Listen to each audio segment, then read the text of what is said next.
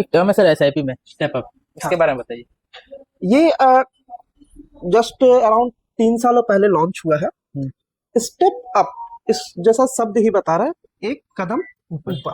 ठीक है, तो इसमें एक प्रोसेस है जिसमें कि आप मान लेते हैं आज आपने शुरू किया 5,000 रुपए से एसआईपी, तो वहां पर आपको गोल को अचीव करने के लिए हर साल हमारी सैलरी बढ़ती है, हर साल हमारा कुछ इनकम बढ़ता है, तो ये प्रोसेस बना दिया गया जिससे कि आपका निवेश भी थोड़ा बढ़ता रहे। एक डिसिप्लिन डाला गया जिससे कि आपको हर बार, देखिए हम लोग पिज्जा खाने के लिए डोमिनोज समय निकाल के पहुंच जाएंगे, बिल्कुल। लेकिन अगर हमें अपने निवेश को बैलेंस करना है, सही से करना है ना, तो उसके लिए हम चीजों को टालते हैं। ये ह्यूमन साइकोलॉजी है कि अच्छा कल करेंगे, अच्छा देखते हैं 2-4 दिन बाद कर लेंगे। तो ये प्रोसेस बना दिया गया कि आप जिस वक्त कर रहे हैं उसी वक्त आप डिसाइड कर लीजिए भैया 10% हमको हर साल बढ़ाना है। नियम बन गया है, आज 5,000 जमा कर रहे हैं, अगले साल 5.5 करेंगे, उसके आगे साल हम 7,200 करेंगे या 6,200 करेंगे। वो हर साल 10% आपको बढ़ाता जाएगा। और मैं आपको बताना चाहूंगा कि इसमें इतना बड़ा डिफरेंस आता है कि अगर आप 5,000 रुपए का एसआईपी 10 सालों तक चलाए, इसको और इजी कैलकुलेशन कर देते हैं, 15,000 रुपए का एसआईपी 15 साल में 15% में 1 करोड़ पार करता है। हाँ। लेकिन 15,000 रुपए का एसआईपी हर साल 10% अगर बढ़ाया जाए तो 15 सालों के बाद वो 1.5 करोड़ क्रॉस कर जाता है। 50 लाख 50 लाख का मतलब 50% का डिफरेंस आता है। तो ये एक बहुत अच्छा सिस्टम है। अब इसमें एक जगह और यूज किया जाता है हम लोग, जो अभिभावक होते हैं, नए पेरेंट्स होते हैं, उनको पेरेंट्स के बच्चों के लिए ना पैसे जमा करने के लिए कभी कभार देर हो जाती है, क्योंकि हम लोग क्या करते हैं, बच्चे को ध्यान में लालन पालन पोषण में इतना इन्वॉल्व हो जाते हैं कि उसके भविष्य के बारे में नहीं सोचते। वहां ये बहुत काम आता है। एक 2,000 रुपए का एसआईपी कोई आदमी बच्चे का जन्म से अगर कर ले, 18 साल तक चलाए एसआईपी सिर्फ 2,000 रुपए का, 10% स्टेप अप के साथ, 10% स्टेप अप ईयर्स भी प्लस 18 साल तक, उसके पास 50 लाख रुपया होगा। उसको लोन लेने का जरूरत है बच्चे की पढ़ाई के लिए। तो ये फायदा है। अब इसी चीज को अगर वो देर से कर रहे हैं, मान लेते बच्चे को हमारा 6 साल हो गया है, तो उन्हें अमाउंट भी बढ़ाना पड़ेगा और स्टेप अप अमाउंट भी इनके। देखिए इन्वेस्टमेंट या निवेश का एक ही नियम है, आप जितना देर से करेंगे आपको उतना ज्यादा पैसा देना होगा, और आप जितना जल्दी निवेश शुरू करेंगे आपको उतना कम पैसा देना पड़ेगा। लेकिन लोगों का आदत है कि वो चीजों को टालते हैं। तो निवेश आप अगर टालेंगे तो वो आपके लिए महंगा पड़ेगा। आप जितना देर से करेंगे उतना महंगा, जितना पहले करेंगे उतना सस्ता। वो हर चीज में लागू है, फाइनेंशियल मार्केट इसी से लागू होता है। आपको हेल्थ इंश्योरेंस चाहिए, आप 25 साल की उम्र में लीजिए, सस्ता मिलेगा। आप 45 साल की उम्र में लीजिए, महंगा मिलता है। आप टर्म इंश्योरेंस लेने जा रहे हैं, आप 20 साल की उम्र में लीजिए, बहुत सस्ता मिलेगा। आप 45 साल की उम्र में लीजिए, बहुत महंगा मिलेगा। तो यहाँ टाइम का कीमत है। फाइनेंस में आप कुछ भी लेते हैं उस समय का कीमत है। लोन आप जल्दी चुकाएंगे, आपको इंटरेस्ट कम देना पड़ेगा। आप लोन बहुत लंबा समय तक चुकाएंगे, भले आपको लगेगा ईएमआई कम है, लेकिन लोन अगर आपका 50 लाख रुपए का ना, आपको 1.5 करोड़ रुपया भरना पड़ेगा अगर आप उसे 25 साल तक चला रहे हैं तो।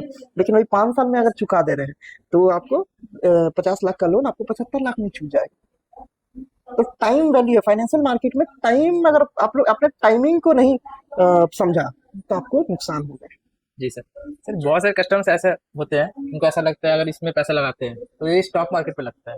हाँ। इस बारे में आप उनको क्या डिफरेंशिएट करना चाहते हैं कि वो जैसे स्टॉक मार्केट क्रैश करता है, इसमें उतना चांसेस नहीं है क्रैश करने का। जैसे हम लोग एफएनओ में जाते हैं, उसमें हम लोग लॉस के चांसेस ज्यादा होते हैं, इसमें लॉसेस के चांसेस कम है। उसको डिफरेंशिएट कैसे करेंगे हम लोग? पैसा मार्केट में ही लगता है, एकदम क्लियर कट। हाँ, इसमें अलग अलग सेगमेंट है कि आप अगर बैलेंस्ड फंड में जाते हैं, जैसे इक्विटी है, बैलेंस्ड है, हाइब्रिड है, उसके बाद डेट है, आर्बिट्राज फंड है, अलग अलग सेगमेंट का फंड है। अगर आप इक्विटी में जा रहे हैं तो 100% इक्विटी है। इक्विटी का पैसा कहाँ? मार्केट में, बाजार में। अब बाजार अगर गिरेगा तो जाहिर सी बात है आपका पैसा गिरेगा। लेकिन कितना दिन में? ऐसा नहीं है कि आपका कोई शेयर जो है आज 500 रुपए का है, साल भर में आपका अगर वो 800 रुपए हो गया तो वो गिर करके फिर 50 रुपए होता है। बहुत रेयर। म्यूचुअल फंड के फंड मैनेजर्स बहुत ही एक्सपर्ट्स होते हैं, वो बहुत सोच समझ कर सही स्टॉक्स में आपका पैसा इन्वेस्ट कर। हाँ, हम अगर एक कहा जाए कि एक लेमैन अगर इन्वेस्ट करेगा, वो हो सकता है 10 स्टॉक चूज करेगा तो उसमें से 4 स्टॉक 5 स्टॉक बढ़िया चले, 4 स्टॉक 5 स्टॉक खराब हो जाए। क्योंकि हमारा साइकोलॉजी, हम एक लेमन जो ना, सिंपल थोड़ा कठोर में बोल रहा हूँ, एक लेमन लालची होता है। हाँ। उसे चाहिए कि आज पैसा लगाऊं, कल मैं कल रईस पैसा हो मिल जाऊं। जाए। ठीक है, वो ये सोचता है कि आज 1 रुपया में लगाते हैं, अगर ये 1 रुपया से 2 रुपया हो गया ना तो मेरा पैसा डबल हो गया। डबल हो गया। वो 2 रुपया होता ही नहीं है, उल्टा साला 1 रुपया से वो 10 पैसा पे आ जाता है। तो हमेशा वो स्टॉक चूज करना जो कि फंडामेंटली स्ट्रांग है, जो रेगुलर प्रॉफिट कर रहा है, जो ग्रो कर रहा है, जिसका मैनेजमेंट मजबूत है, वो स्टॉक्स को चूज करके उसमें एंट्री कीजिए। स्लो चलेगा, आस्ते चलेगा, लेकिन बड़ा चलेगा। अब एग्जांपल लीजिए टाटा मोटर्स, कोविड के टाइम पे 170 था, आज 700 पे है। 4 साल कितना गुना हो गया? 4.5 गुना। साल तो जब आप फंडामेंटली स्ट्रांग स्टॉक्स में जाएंगे और उम्मीद करेंगे कि ये अच्छी तरह से ग्रो करे, जिसका मैनेजमेंट सही हो, आपको वहां थोड़ा समय होल्ड करना पड़ेगा, लेकिन आपको प्रॉफिट पक्का होगा। अब एक चीज और होता है कि हम लोग एक्सेप्शनल चीजों को कॉपी करने का प्रयास करते हैं, ऐसी चीजें जो किसी एक के साथ हुई। देखिए, एक साधारण बात मैं बता रहा हूँ, लोग आपने सुना होगा, अरे भाई 2 रुपया का लिया था 20 रुपया हो गया, बहुत पैसा कमा लिया। जी सर, वो ऐसे लोगों को आपने कितना सुना है? बहुत कम होते हैं सर। बहुत कम होते हैं। लेकिन आपने ऐसा जरूर सुना होगा कि 20 रुपया का शेयर 22 रुपया हो गया, 30 रुपया हो गया, 50 रुपया हो गया। वैसे लोग ज्यादा है। तो जो प्रैक्टिस करने से, जो चीजों से ज्यादा लोगों को बेनिफिट हो रहा है, फायदा हो रहा है, उस चीजों को अगर आप कॉपी करेंगे, उन चीजों को अगर आप अपने लाइफ में इम्प्लीमेंट करेंगे, तो आपको भी फायदा होने की चांसेस ज्यादा है। अब जैसा कि आपका सवाल था कि म्यूचुअल फंड में जीरो होने का चांसेस क्या है, ये भी ये सवाल। तो जीरो तो पहली चीज ये हो नहीं सकता है, ठीक है। क्यों? इसका कारण ये कि आपका एक कोई इंडिविजुअल कंपनी में पैसा लगता नहीं, आपका एक बार में 50, 20, 30, 40 स्टॉक्स में पैसा इन्वेस्ट होता है। तो मान सकते हैं उसमें से कोई 1, 2, 3 कंपनियां खराब हो जाए, और भी फंड मैनेजर आपका मैनेज करने के लिए वो देखते रहता है, वो रिपोर्ट्स पढ़ता है। हमारे पास टाइम नहीं है इतना, हम और आप इस चीज को नहीं कर सकते, लेकिन वो फंड मैनेजर जो रेगुलरली ट्रैक करता है, वो उसके बुक को पढ़ता है, उसका पूरा रिपोर्ट पढ़ता है, उसके बैंक रिपोर्ट पढ़ता है, जिससे उसे क्लियरिटी मिलती है कि इसका भविष्य क्या होने वाला है। सिंपल सा चीज है। आप भी, आप किसी अगर बच्चे को देखेंगे, ठीक है, इजी वे में आप समझा रहा हूँ, आपके मोहल्ले में बहुत सारे बच्चे होंगे, बिल्कुल सर। ठीक है, उसमें से कुछ को आप देखेंगे कि बहुत डेडिकेटेडली, बहुत एकदम ध्यान से चीजों को करता है, पढ़ाई लिखाई पे ध्यान देता है, फोकस रहता है। हाँ। दूसरा, आपको और बच्चे भी दिखेंगे जो दिन भर खेलेंगे, दिन भर इधर उधर करेंगे। आपको क्या लगता है किसका भविष्य अच्छा है? जो पढ़ता है।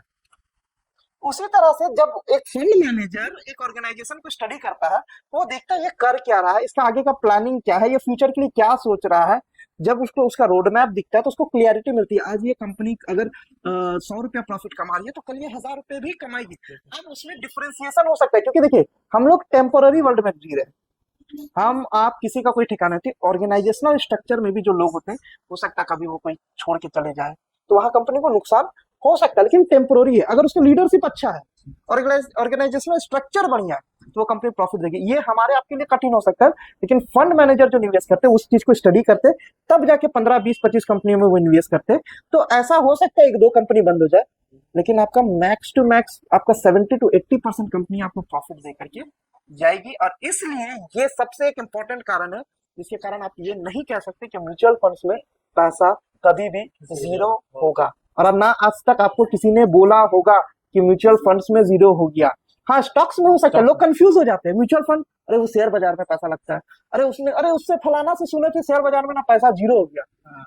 वो शेयर बाजार अलग चीज है, म्यूचुअल फंड्स अलग चीज है। अब एफएनओ से इसको कंपैरिजन करते हैं। फ्यूचर एंड ऑप्शंस बिल्कुल अलग चीज है, म्यूचुअल फंड्स बिल्कुल अलग चीज है। फ्यूचर एंड ऑप्शंस में अगर जाए तो बहुत लंबा हो जाएगा। साधारण भाषा में कहे, वो high margin high risk trade होता है। आप एक फ्यूचर में अगर कॉल लेते हैं, 1 लाख रुपए में आप 7 से 8 लाख रुपए का सामान खरीदते हैं, तो वहां लॉस होगा तो उसी अनुसार होगा। अगर 10% आपका लॉस हुआ तो कैपिटल खत्म, ठीक है। ऑप्शंस उससे ज्यादा रिस्की है, आप उस वहां प्रीमियम डिपॉजिट करते हैं, तो वहां जीरो होने का चांसेस, अगर आपको जानकारी नहीं है, जानकारी है भी तो भी। देखिए, स्टॉक मार्केट में सेबी ने बाकायदा अपने वेबसाइट पे दे रखा है, ओनली 2% पीपल अर्न्स। 2% लोग फ्यूचर एंड ऑप्शंस में पैसा कमा रहे हैं और 98% लोग पैसा गवा रहे हैं। म्यूचुअल फंड में एकदम उल्टा है, सिर्फ 2% लोग पैसा अपना गंवाते हैं। वो भी कितना गंवाते हैं? Max to max 5 to 10%। बाकी 98% पीपल पैसा बना रहे हैं। क्यों? क्योंकि जो वेट कर रहे हैं उनका पैसा गारंटीड बनना है। जो और वो गवाते भी है सर, हाँ वो अगर वो भी नहीं गवाएंगे अगर वो थोड़ा वेट कर लेते हैं। वेट कर ले, बाजार गिर गया, अभी देखिए मार्केट गिर रहा है, ठीक है, बाजार गिर रहा है।